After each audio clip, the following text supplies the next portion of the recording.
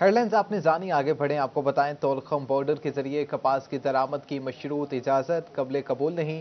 फैसलाबाद के सनतकार कहते हैं कि यूरोपियन ममालिक और अमरीका ने तोलखम बॉर्डर के धागे से तैयारशुदा मसनूआत को बैन कर रखा है। ऐसे में हमसाए मुल्क से धागा इम्पोर्ट करना आखिरी ऑप्शन है। मजीद जानते हैं शिराज पर से। जी शिराज, बताइएगा।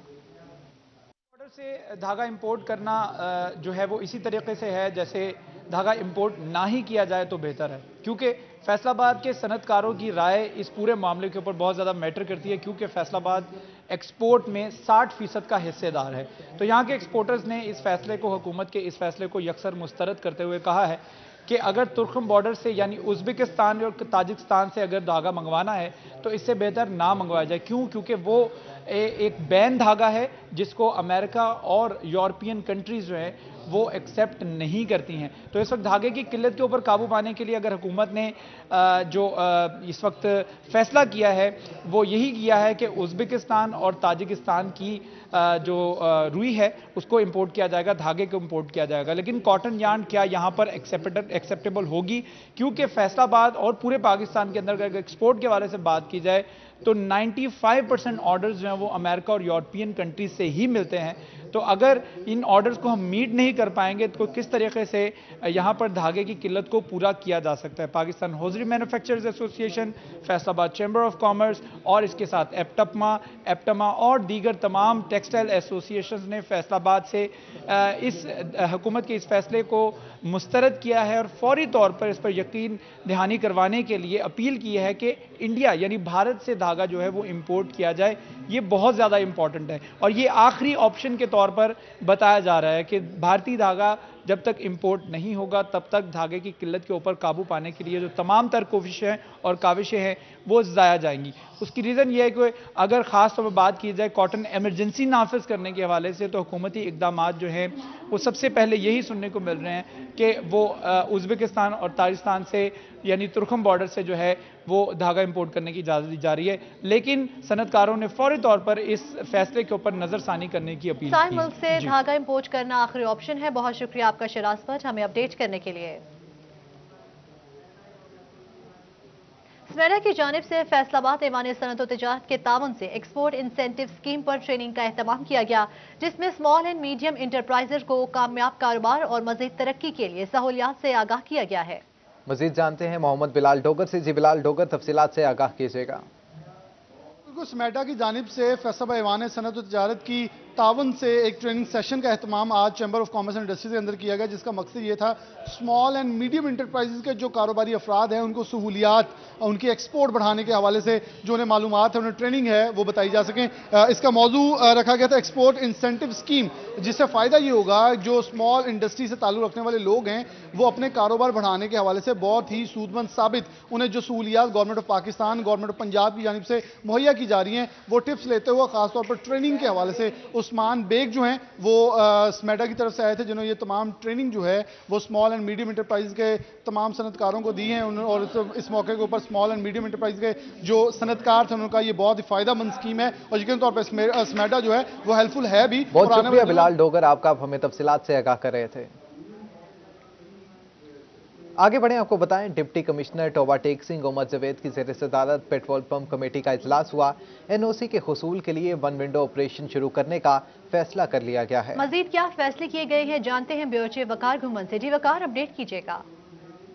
डिप्टी कमिश्नर टोबा टेक सिंह उमर जवेद की ज़ेर सदारत डिस्ट्रिक्ट पेट्रोल पंप्स कमेटी का इजलास मुनक्कद हुआ, जिसमें चारों जो तहसीलें हैं उनके assistant commissioners, additional deputy commissioners और जो मुतल्लिक़ अफसरान हैं वो उसमें शरीक थे।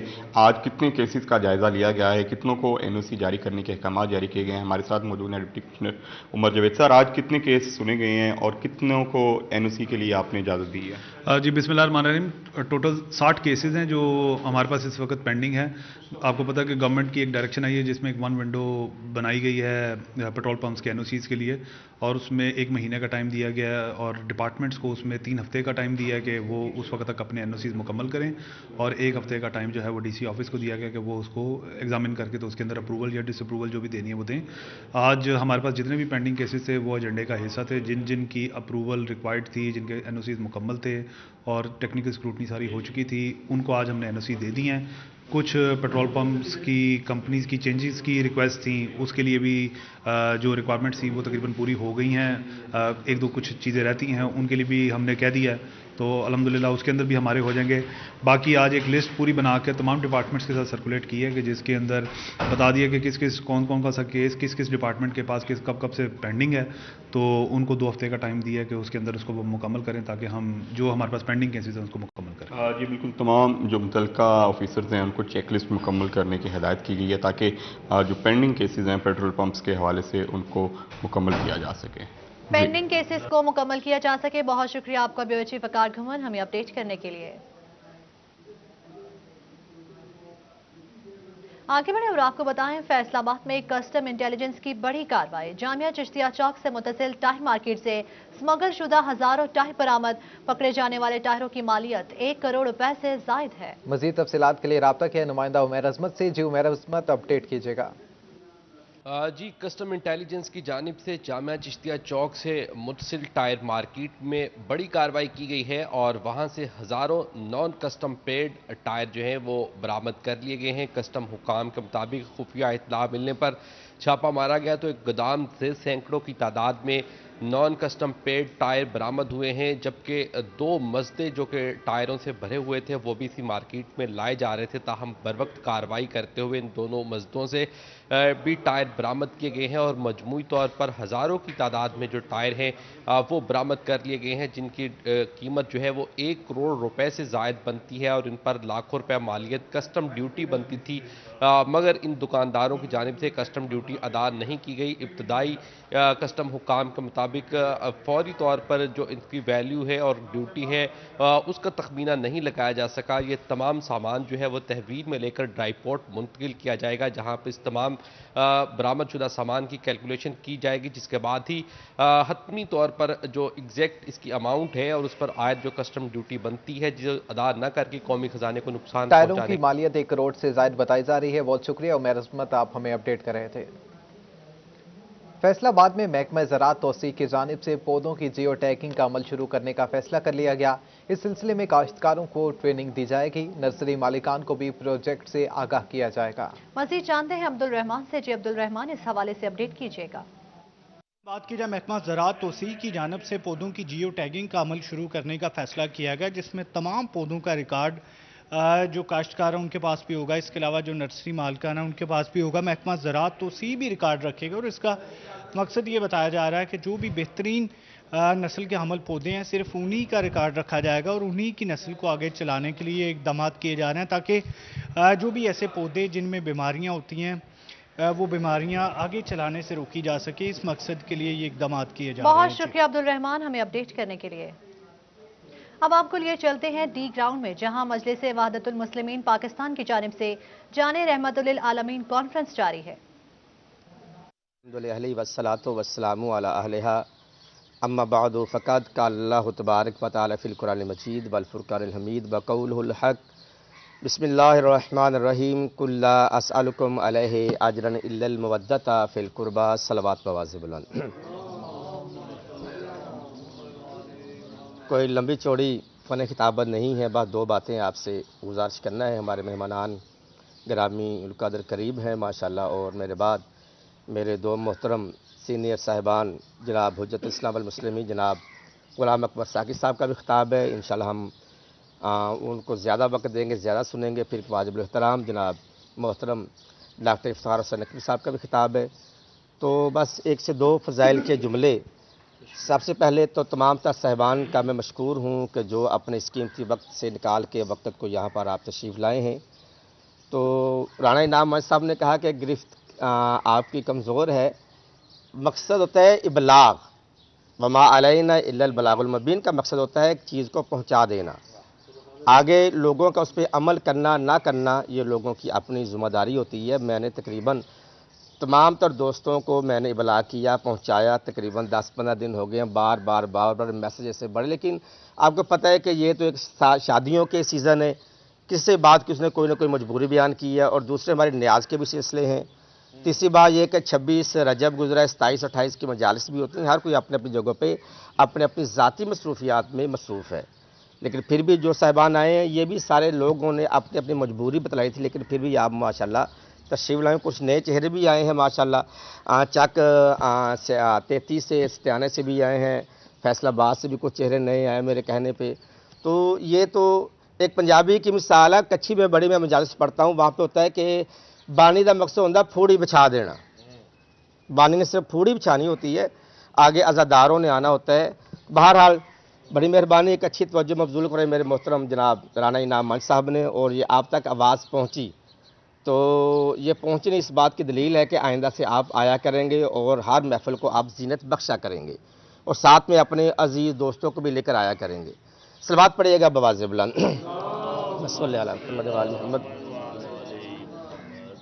جی ابھی آپ نے سارنامہ کلام میں موضوع خطبہ میں آپ نے جو آیت سماعت فرمائی، اس میں پروردگار عالم اپنے امتیوں سے بلکہ پوری کائنات سے اپنی طرف سے نہیں، بحکم خدا، قبلہ صاحب بحکم خدا اللہ کے کلام کو ترجمان وحی اپنی زبان سے ادا کرتے ہوئے ارشاد فرما رہے ہیں کل لا اسألکم علیہ اجرا الا المودۃ فی القربی. علامہ صاحب لفظ کل صیغہ امر ہے کہ جو کہ اللہ خود کہنا چاہ رہا ہے، لیکن وہ خدا اپنے خدائے بے زبانی کو زبان میں لاتے ہوئے اپنے محمد کی زبان کو چوائس کر رہا ہے، اپنے رسول کی زبان کا انتخاب کرتے ہوئے کہہ رہا ہے کہ اے میرے پیارے حبیب محمد، بات میری ہے، خواہش میری ہے، حکم میرا ہے، مگر میں وجود نہیں رکھتا، ہاتھ پاؤں نہیں رکھتا، میں لم یلد ولم یولد ہوں. مجھے ایک زبان کا سہارا لینا ہے، تو پوری کائنات میں مجھے اگر کوئی زبان ملی ہے تو تجھ جیسے ختم مرتبت کی ملی ہے. اپنی زبان سے میرے پیغام کو، میرے حکم کو پہنچا دو کہ کل ان سے کہہ دو لا نہیں ہے، اسألکم تم پر سوال، الا مگر سوال ہے. جیسا کہ لا الہ کوئی الہی نہیں ہے، کوئی معبود نہیں ہے، پہلا جملہ نفی میں ہے. پھر الا کے بعد یہ عربی کا قبلہ آپ کو پتہ ہے، عربی کا یہ حسن جب الا آ جائے وہ اپنے حسن کے مطابق اگلے جملے کو جو پہلے نفی ہوتا ہے اسی کو اس بات میں لے آتا ہے. لا الہ کوئی بھی الہی نہیں ہے، کوئی بھی خدا نہیں ہے، الا سوائے الا اللہ، سوائے اللہ کے. اللہ نے آگے آ کے اگلے جملے کو اس بات میں بدل دی. اسی طرح کل لا، اے محمد کہہ دو کہ نہیں ہے، اسألکم. فیصلہ آباد سمیت پنجاب کے 6 اضلاع میں 2 ہفتوں کے لیے لاک ڈاؤن کا فیصلہ کر لیا گیا ہے. شادی ہالز، ریسٹورانٹس کو 2 ہفتوں کے لیے مکمل بند کر دیا جائے گا. ریسٹورانٹس پر صرف ٹیک اوے کی اجازت ہوگی. پنجاب بھر کی مارکیٹیں 6 بجے بند کرنے کا فیصلہ کر لیا گیا ہے. آپ کو اپڈیٹ کریں اس حوالے سے کہ فیصلہ آباد سمیت پنجاب کے 6 اضلاع میں 2 ہفتوں کے لیے لاک ڈاؤن کا فیصلہ کر لیا گیا ہے. شادی ہالز، ریسٹورانٹ کو 2 ہفتوں کے لیے بند کر دیا گیا. ریسٹورانٹ پر صرف ٹیک اوے کی اجازت ہوگی. پنجاب بھر کی مارکیٹ 6 بجے تک بند کرنے کا فیصلہ کر لیا گیا ہے. اس حوالے سے رابطہ کیا نمائندہ علی رضا سے. جی علی رضا، اپڈیٹ کیجیے گا. جی بالکل، فیصلہ آباد میں جو ہے وہ لاک ڈاؤن کا فیصلہ کر لیا گیا ہے، جس میں جو ہے وہ تاجر برادری جس سے وابستہ جتنے بھی لوگ ہیں فیصلہ آباد کے، وہ متاثرین کا یہ کہنا ہے کہ کاروبار پہلے ہی ٹھپ ہو چکے ہیں. اب جو ہے وہ دوبارہ لاک ڈاؤن اچانک سے بتا دیا، جس کے باعث جو ہے ان کو مشکلات کا سامنے. کوئی شہری میرے ساتھ موجود ہیں جو تاجر بھی، ان سے بات کرتے ہیں. سر بتائیے گا، لاک ڈاؤن کی اجازت دے دی گئی ہے، کیا کہیں گے اس حوالے سے آپ؟ جی بالکل، جیسا کہ آپ کو بھی پتا ہے کہ کاروبار تو فیصلہ آباد میں بالکل پہلے ہی نہیں ہے. تاجر طبقہ اتنا متاثر ہوا ہے کہ جو دکانوں کے کرائے دینے ہیں وہ مشکل ہیں، جس طرح فیکٹریوں کے کرائے دینے ہیں وہ مشکل ہیں. اس کے علاوہ جو آپ کی لیبر ہے ان کو پیسے دینے بڑے مشکل ہوئے ہیں. مزید اگر یہ لاک ڈاؤن لگا دیا گیا ہے تو پہلے جو کرائے چڑھے ہوئے ہیں ہم لوگوں پہ، فیکٹریوں کو، ہم لوگوں تو یہ بھی کہہ رہے ہیں کہ تالے لگا کے چابیاں گورنمنٹ کو دے دیتے ہیں. پہلے ابھی وہ حساب کر نہیں سکے، آئندہ آگے بھی لاک ڈاؤن آ گیا. ہمیں سمجھ نہیں آ رہی کہ کیا کیا جائے. یہی ہے کہ میرا خیال ہے کہ جس طرح کے گورنمنٹ نے حالات پیدا کر دیے ہیں، لوگ بھوکے مر جائیں گے. یہ کاروبار بند کرنے کی بجائے اگر بیماری سے لوگ مرنا پسند کریں گے، لیکن چاہیے یہ کہ گورنمنٹ اس کا کوئی ایسا حل نکالے. جس طرح اب 6 بجے بازار بند ہو جائیں گے تو کیا کام کرنا، 12 بجے تو لوگ اٹھتے ہیں. اسی طرح فیکٹریاں بھی بند پڑی ہوئی ہیں. مزید آٹا کا آپ ریٹ دیکھ لیں، ادھر جتنی بھی چیزیں ہیں، مہنگائی کو 4 گنا زیادہ ہو گیا. کاروبار بند ہو جائے گا تو عوام بالکل بھوکی مر جائے گی. چاہیے تو یہ کہ اس کا کوئی اچھے طریقے سے کوئی ایسا لیول بدل کیا جائے جس سے عوام جو ہے نا وہ خوشحالی کی طرح جائے.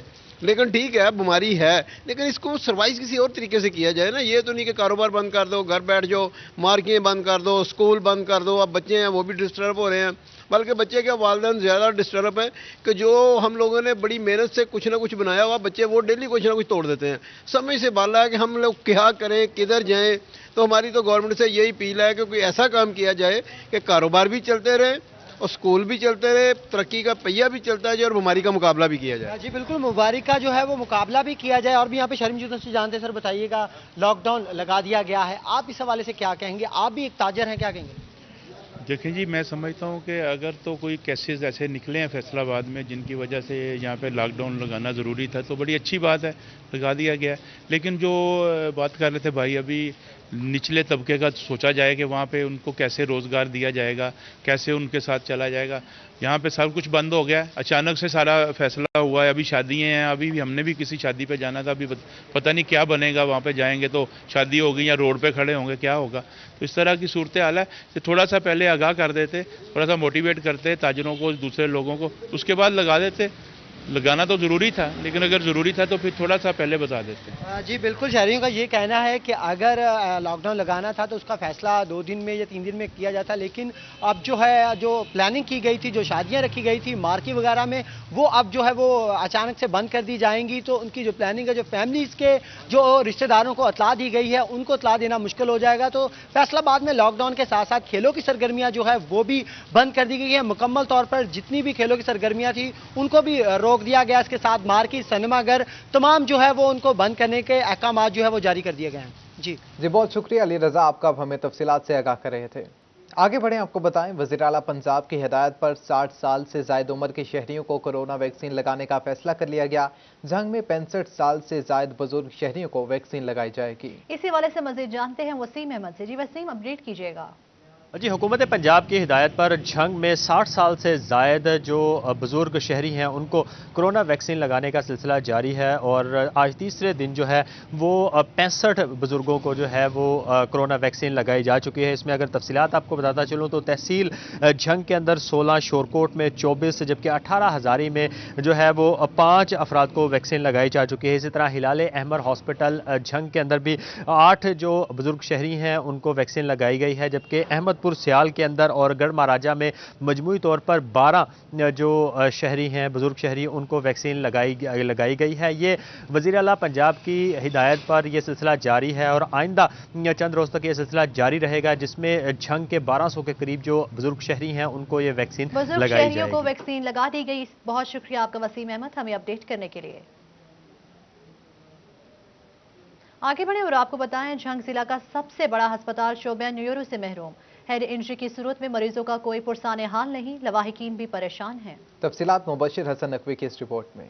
جھنگ کے سب سے بڑے سرکاری ہسپتال ڈی ایچ کیو میں روزانہ آنے والے مریضوں کی تعداد 4000 کے قریب بتائی گئی ہے. حادثات کے نتیجے میں زخمی ہونے والے 10 سے 15 افراد نازک حالت کے پیش نظر دوسرے اضلاع میں ریفر کیے جاتے ہیں، جس کی وجہ ہسپتال میں بر وقت علاج معالجہ نہ ہونا اور شعبہ نیورو کا غیر فعال ہونا بتایا جاتا ہے. ہیڈ انجری کے نتیجے میں زخمی ہو کر آنے والے مریض مشکلات کا شکار دکھائی دیتے ہیں. اکثر مریض منتقلی کے دوران موت کے منہ میں بھی چلے جاتے ہیں. جھنگ حالانکہ قدیم ترین ضلع ہے، لیکن بدقسمتی سے ہم لوگ بھی اس سہولت سے محروم ہیں.